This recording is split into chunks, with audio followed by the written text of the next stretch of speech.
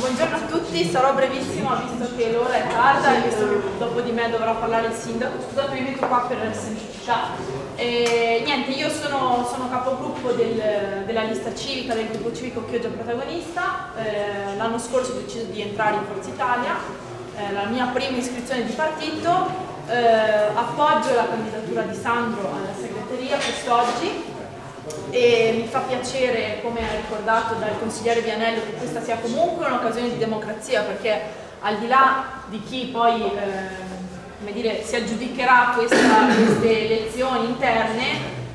da domani comunque dovremo lavorare tutti insieme e dovremo cercare di fare sintesi non tanto nelle persone quanto nei contenuti. Ecco, faccio solo una riflessione che secondo me insomma va fatta visto i tempi che corrono. L'altro ieri Trump ha imposto i dazi al 20%, la premier Giorgia Meloni, insomma avete visto la risposta che ha dato interlocutoria, sta cercando di capire assieme all'Europa come gestire. Ovviamente, come dire, sul momento no, sembra che questi dazi, queste decisioni siano lontane da noi, però in realtà avvicinandosi insomma alla politica e poi cercando di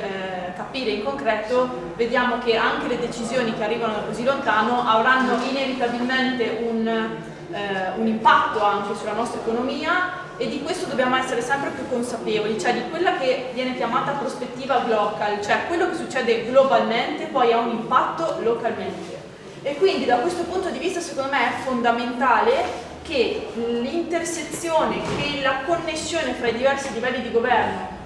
livello locale, provinciale, regionale, nazionale e internazionale, quindi europeo, ma anche internazionale, sia sempre più forte. Da questo punto di vista mi piace ricordare insomma, che il nostro rappresentante regionale, l'europarlamentare Flavio Tosi, sia appunto all'interno del PDE europeo, quindi sia nel partito di maggioranza in Europa, che è il partito che poi va effettivamente a decidere, che poi incide su quelle che sono le politiche estere dell'Europa. Ecco, da questo punto di vista io penso che dovremmo stare in questo solco, nel solco dei moderati, sempre attenti a quello che accade anche fuori dai nostri confini. Le sfide sono tante, voi pensate solo alla sfida che